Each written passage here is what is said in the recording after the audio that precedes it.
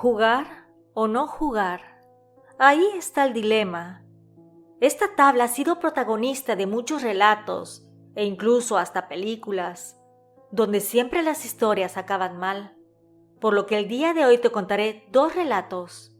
Escúchalos hasta el final, estoy segura que te atraparán. Si me visitas continuamente y todavía no te has suscrito, te invito a hacerlo, ya que con ese gesto me ayudas a seguir trayendo relatos originales, para que juntos vivamos con el miedo.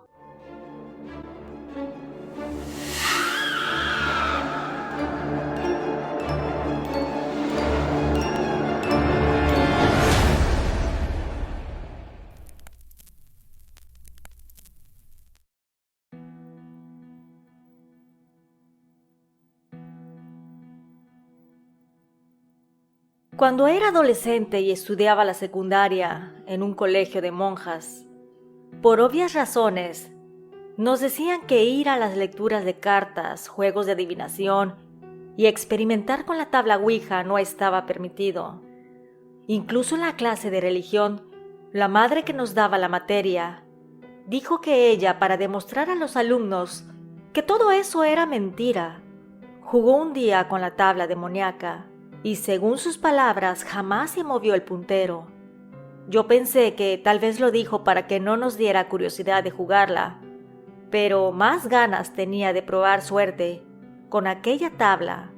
Pensaba que podría contactar a mi abuelo, el cual había fallecido, o tal vez tendría suerte y algún espíritu me dijera mi futuro. Cuando salimos de clase, organicé con un par de amigas que nos reuniéramos esa tarde para jugar. Yo me encargaría de conseguir la tabla, ya que uno de mis primos la tenía. Se la habían regalado para su cumpleaños, porque según en esa época, hablando de los años 80, solamente era un juguete. Incluso estaba en los aparadores de las jugueterías. A mi mamá no le quise decir nada porque ella siempre me ha cuidado mucho y además era una persona muy católica, por lo que únicamente le pedí que me llevara a casa de Sarita y que fuera por mí a las 8 de la noche. Para ella no fue algo extraño, teníamos mucha amistad con ella y con sus padres, ya que desde jardín de niños nos conocíamos. Así que simplemente a las 5 de la tarde subimos al auto y me dejó en su domicilio.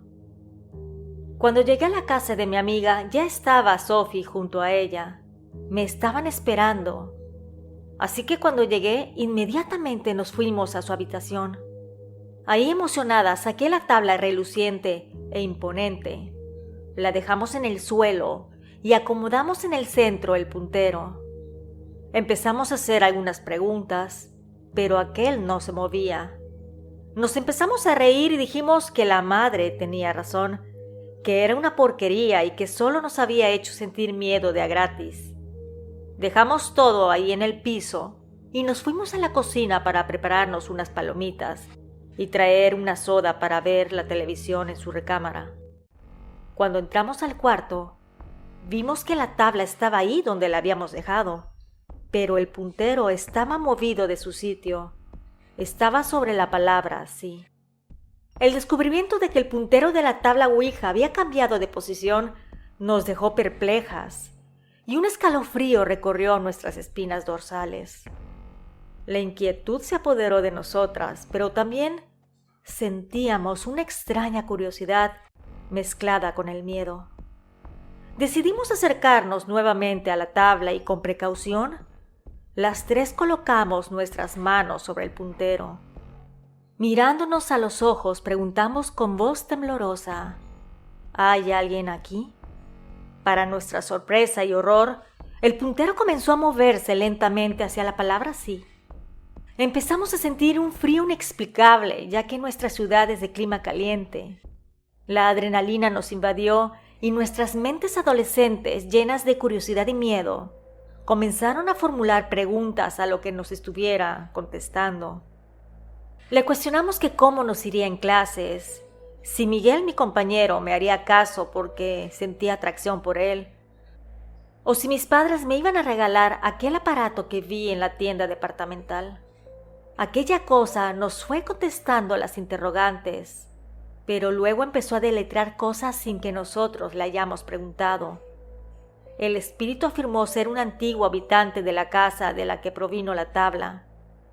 Contó su historia de tragedia, que había sufrido una muerte violenta, que aquella había sucedido hace muchos años, pero que su alma estaba atrapada en aquella tabla de madera, en un estado de sufrimiento eterno y que quería venganza por lo que le habían hecho en vida. Sus respuestas eran sombrías y llenas de ira. Nuestras caras palidecieron mientras escuchábamos su relato escalofriante. A pesar de todo el miedo que nos daba, no podíamos dejar de hacerle preguntas, como si estuviéramos atrapadas en una pesadilla que no podíamos controlar. El espíritu se volvía cada vez más hostil y amenazante. Entonces las luces de la habitación comenzaron a parpadear. Nos dimos cuenta de que habíamos desatado algo mucho más oscuro de lo que habíamos imaginado. Intentamos despedir al espíritu y cerrar la sesión, pero el puntero se movía con una fuerza hacia la palabra no. Estábamos atrapadas en un juego que no podíamos controlar. Finalmente, en un momento de desesperación absoluta, quitamos las manos de la ouija y salimos corriendo del cuarto. Bajamos las escaleras a toda prisa, donde nos encontramos con los padres de Sarita. Ellos se quedaron perplejos al vernos en ese estado de terror. Nunca más volvimos a jugar con la tabla y prometimos jamás hablar de lo que había sucedido esa tarde. Esa experiencia nos había marcado de por vida y comprendimos que había límites que no debíamos cruzar en el mundo paranormal.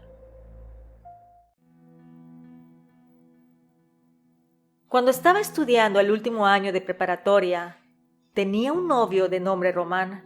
Él era de esos chicos que no tenían miedo a nada. Siempre se animaba a hacer todos esos retos tontos paranormales, como ir en la noche a un cementerio y caminar entre las tumbas, o entrar a casas abandonadas en donde había sucedido alguna desgracia. En fin, cosas de ese tipo. Cuando uno de sus amigos le dijo que irían a la playa, harían una fogata y ahí pasarían la noche, Román y todos los demás dijeron algunas mentiras a sus padres para que los dejaran dormir fuera de casa. En mi caso yo no tenía ese problema, ya que mis papás vivían en otra ciudad. Me habían enviado a vivir a Mérida el último año de preparatoria para estar mejor preparada académicamente para cuando presentara mi examen de admisión en la universidad que había escogido. Y así yo tuviera mayor probabilidad de aprobar, por lo que yo no tenía que pedir permiso. Llegamos a una playa de la costa de Yucatán. No era vacaciones, por lo que aquella estaba desierta. Sacamos las cosas para encender la fogata, además de las salchichas, malvaviscos y, no lo voy a negar, algunas bebidas embriagantes. La noche caía lentamente sobre la playa desierta y la hoguera era la única fuente de luz en kilómetros a la redonda. Román y sus amigos se sumergieron en risas y chistes mientras bebían y cocinaban las salchichas en el fuego. El ambiente era festivo y todos parecían disfrutar del escape de la rutina diaria. Sin embargo, cuando las luces del día se extinguieron por completo y la oscuridad envolvió el sitio, la atmósfera cambió. La brisa soplaba fuerte y el sonido de las olas rompiendo en la orilla parecía hipnotizante. Fue entonces cuando Román sacó algo que había guardado en su mochila. Era una tabla ouija. Emocionado decía que quería probarla en la playa para que la experiencia fuera aún más aterradora.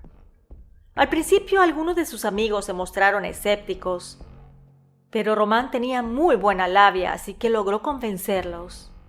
Sentados alrededor de la fogata, colocaron la ouija sobre una manta en la arena y 3 personas pusieron sus manos sobre el puntero. Román comenzó a hacer preguntas en voz alta, dirigiéndolas al supuesto espíritu que querían invocar. Preguntaba cosas como si existía el cielo y el infierno, o dónde se encontraba algo que había perdido, o si pasaría el examen de admisión en la universidad, cosas de este tipo. Una de las otras personas que tenían los dedos sobre el puntero hizo algunas preguntas también, Sin embargo, la que más nos marcó fue una que jamás debió haber preguntado. Preguntó que quién iba a morir primero de todos los presentes. Ahí mi novio se rió de manera nerviosa y le dijo que no hiciera esas preguntas, que estaba loco. Entonces el puntero empezó a deletrear el nombre de la persona. R, O, M, A, N. Mi novio quedó pálido. Entonces el nervioso preguntó que cuándo iba a fallecer. Ahí el puntero fue a la palabra no. A todos nos dio mucho miedo, y más porque había mucha oscuridad a nuestro alrededor. Yo ya no me quise quedar a dormir ahí, por lo que le dije a Román que nos fuéramos de regreso, y si quería podía quedarse en mi casa a dormir. Todos los demás dijeron que tampoco querían quedarse, y eso era entendible. El camino de regreso a casa fue silencioso y tenso. La experiencia con la tabla Ouija había dejado una marca profunda en todos nosotros. Nadie se atrevía a mencionar lo que acabábamos de presenciar, y el aire en el auto estaba cargado de una extraña sensación de inquietud. Al llegar a mi casa, todos estábamos aliviados de estar lejos de la playa y de la sesión con la Ouija. Román y sus amigos se acomodaron en mi casa como pudieron, y a pesar de que tratamos de reír y relajarnos, la tensión en el aire seguía siendo palpable. La noche fue larga y pesada, y ninguno de nosotros pudo conciliar el sueño con facilidad. En el fondo sabíamos que la pregunta escalofriante que habían hecho en la playa era una pregunta de la cual jamás olvidaríamos la respuesta. El puntero de la tabla había deletreado el nombre de mi novio, indicando que él sería el primero en morir. Y aunque esa respuesta fue aterradora, la respuesta de la siguiente pregunta de cuándo ocurriría su muerte era aún más escalofriante, porque simplemente señaló la palabra no. No dijo más al respecto, solamente generó misterio y miedo. Han pasado 25 años desde aquella noche. Yo no me casé con Román y sin embargo seguimos en contacto por las redes sociales. No volvimos a tocar el tema de aquella noche en la playa, pero sé que él se acuerda, ya que a veces hace algunas publicaciones acerca de la Ouija y siempre pone una frase: jamás juegues con ella. Gracias a los suscriptores por la confianza. Nos escuchamos pronto. ¿Y tú? ¿Vives con el miedo?